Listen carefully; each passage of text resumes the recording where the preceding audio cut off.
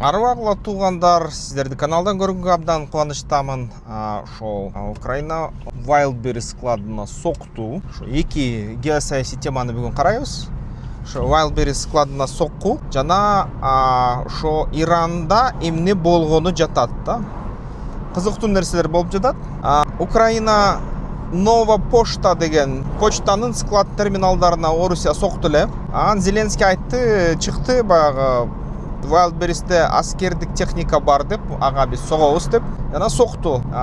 Ошол Котовский жана Электросталь складдары күйүп кетти. Алдын ала саналган зыян ошол 100 миллиард рубль деп айтышты, бирок ал тактала элек нерсе, мындай жобо-жомолдоп айтылган нерсе. Бирок сом менен санаганда ошол дал ошол Котовскийде жана эң көбү дал ошол Электростальда кыргыздын товарлары өтө көп жатты эле да. Биздин мамлекетибиздин, жарандарыбыздын товарлары дал ошол складдарда мол да. Бул атака ошого катуу сокку берди десек болот.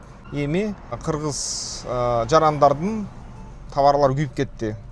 Интернеттен көрүп атам, берди илеп атат, баягы Дордой базардан тиктирип 2-3 миллиард рубльге ошол Электростальга эле 1-2 миллиард рубльге товар киргизген окшойт. Биздин тууган тушкандар да бар, Wildberries'те ошол соода кылган тааныштар да бар, алар да илеп атат. Бирөөнүкү 15 миллион сом күйүп кетти, бирөөнүкү 2 миллион сом күйүп кетти, үчүнчүнүкү 20 миллион сом күйүп кетти Wildberries'тин товарларында, элестеткиле. Шокто баары. Айтып атышат, ошол текшере баштадык дейт. Чын эле текшере баштаганда товарлардын 70-80% ошол жерде экен да, Электростальда экен. Буга чейин аномалдуу нерсе болду. Дал ошол сокку болордун астында 1-2 сутка мурда кээ бир тааныштар айтып атат, Wildberries'тен кат келди дейт. Кат боюнча биз сиздер менен болгон келишимди өзгөртөбүз. Мисалы үчүн дрон соксо, биз ага жооп бербейбиз деп коюптур да. Анан азыр кайра жаңылыктар тарап атат, ошол Wildberries'те жазып атышат, компенсация төлөгөнү каралып жатат, бирок азырынча маалымат алдын ала толук эмес деп айтылып атат. Компенсация беребиз дегендей болуп атат. Кантип ушул компенсация берер экен, анткени товар күйүп кетти да, чоң көлөмдөгү. Биздин кыргыз мамлекетибиздин ошол тигүүчүлөрдүн бизнеси аябай баягы биринчи орустар кыйнап кыстап, жаңы ошо правилаларды киргизип, эрежелерди баягы мыйзам боюнча киргизгиле, таможнядан акча түшсүн бизге, таможня ошон үчүн биз салык көтөрөбүз деп. Wildberries өзүнүн жанакы комиссиясын көтөрүп, 26% НДС ишке кирип, дагы 10% баягы резидент эместерге кошумча дагы 4-5% ошентип атып, бир топ акча түйүшүгү үйүлгөн эле.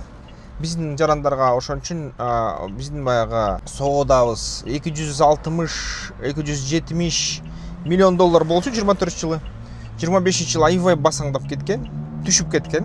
70%га чейин түшүп кеткен. Анан кичине калыбына келип баштаган 26-жылы, эми 26-жылы дагы бир сокку болду. Ошон үчүн кыргыз жарандарына болгон түзмө-түз мындай Wildberries'тин күйүп кеткенинен зыян бүгүнкү күнү ошол кеминде дегенде 420 миллион сом болду деп айтылып жатат.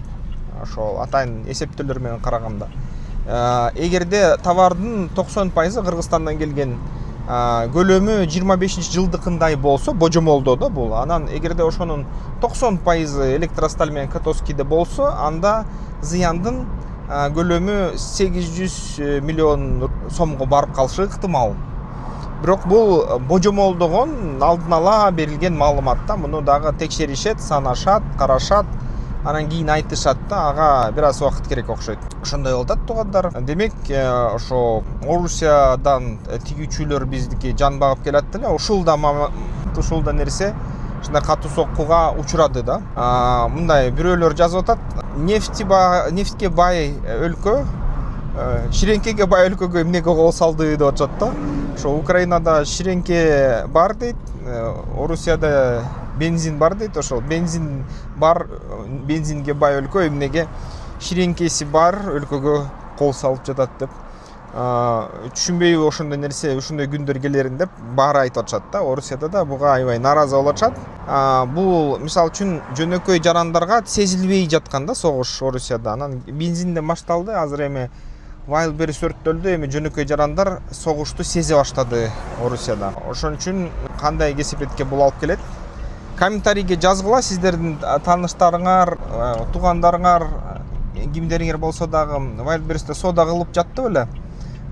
Кандай эми жашашат, канча акчасы күйдү, кандай эми жол табышат да ушул абалдан чыгууга, ошол менен бөлүшүп койгула. Эми Трамп Иранды жаман бомбалап жатат. Тынбай акыркы 2-3 сутка күндө соккулар өткөрүлүп жатат. Ошо Бендер Аббас, Ормуз булугунун тегереги пычыктары ушул жерине соккулу болуп атат. Муну баягы Трамп түшүндүрүп берип атат, ошо эч кандай ирандыктар сөзгө келбей койду, укпай койду эчтекени, сүйлөшүүлөргө даяр эмес деп. Иранда болсо Мохаммед Багер Галибов айтып атат, ошол Трамп деген өзүнүн 60 күндүк меморандум, тынчтык меморандумга кол койду эле, ошону бузду. Эми мындан баштап ушул меморандум бузулган деп эсептелинет деп. Эмнеден башталды? Кайра 2-3 күн мурун Иран Трамп өзү АКШ өзү уруксат берген, жана коопсуз деп жарыялаган бир нече кемеге кол салды. Жол коопсуз өтө бергиле Ормуз булугундан дегенден кийин алар кете баштады. Кээ бир кемелер, ал кемелерге кол салынды. Анан автоматтык түрдө эле АКШ ошол кайра Бендер Аббаска, кайра Ормуз булугунун жээгиндеги турган инфраструктурага, Харктагы ПВОлорго, аскердик ушундай бөлүмдөргө, складтарга соккуларды кетире баштады тынбай. Ирандын башчылыгы айтылып калды, эми биз деген чоң согушка даярдашыбыз керек, кургакчылык менен деп. Анан ошол Йемендик хуситтерге дагы айтты. Йемендик хуситтер азыр толугу менен даярдана башташ керек дейт. Бапелман деп кычыгын булугун жабыш керек дейт да. Ошондо жапканда дүйнөдөгү ошол нефтке баалар аябай өсүп кетет.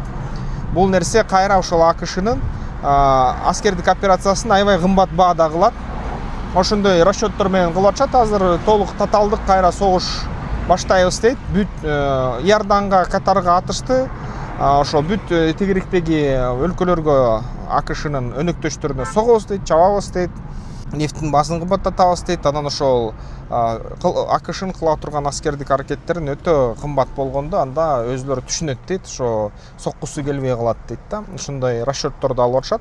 Бирок кээ бир сөздөр айтыла баштады. Мисалы үчүн Трамп деле айтты, ошол Али Хаменинин аземине баласы келмек, канаки баласы деп 90% маалымат тастыкталган, ал жок дейт да. Силердин ошол экинчи аяталаңар жок деп айтып атат. Анан сырткары дагы айтып атат, ошол силер деген Ормуз булугун басып алабыз жана Оман экөөбүз акчаларды бөлүштүрөбүз, $2 миллион төлөгүлө деп талап койдуңар дейт. Эми биз болсо АКШ биз ошол Ормуз булугун торойбуз дейт.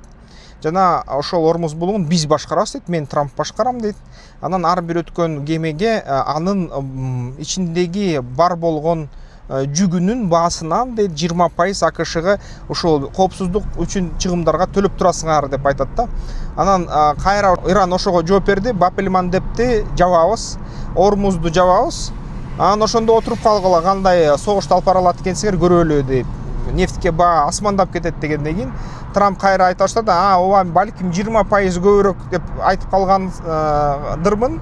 Бираз азыраак алабыз, мейли көрөбүз, караштырабыз ошону. Кичине 20% эмес, балким азыраак алып калабыз деп кайра сөз айта баштады.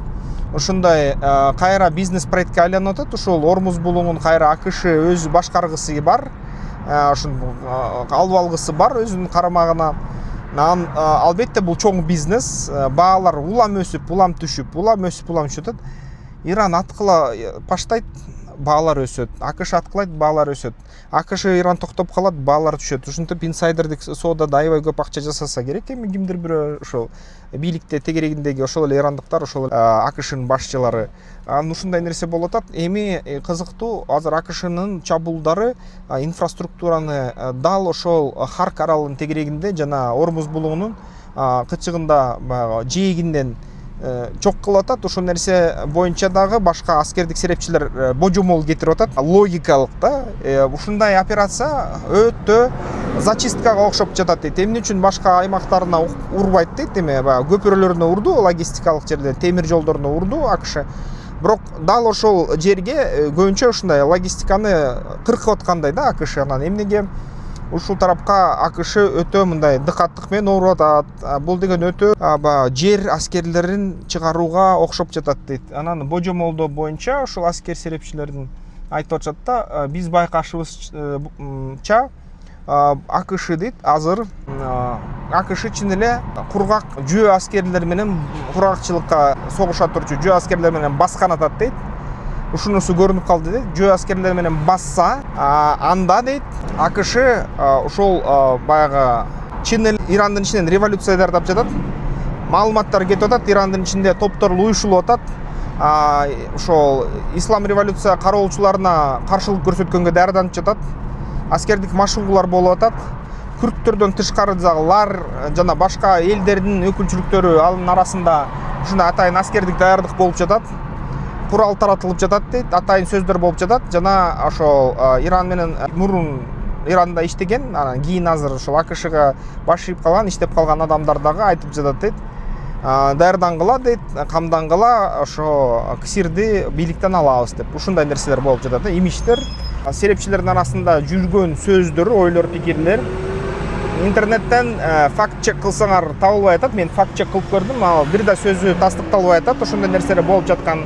Муну бир гана ошол чыгыштагы изилдөөлөрдү өткөргөн ушундай политологдор, саясаттануучулар, аскери серепчилер айтып атат. Жана ошондой востоковед деп коебу, ориенталист деп же болбосо чыгышты изилдеген чыгыштануучулар ушинтип атат да. Ушул жерден ушундай бир кыймылдар болуп атат дейт. АКШ аябай жай дейт, бирок жергиликтүү ушундай аскердик күчтөрдү, мындай козголоң күчтөрдү даярдап жатат, куралдарды таратып жатат дейт.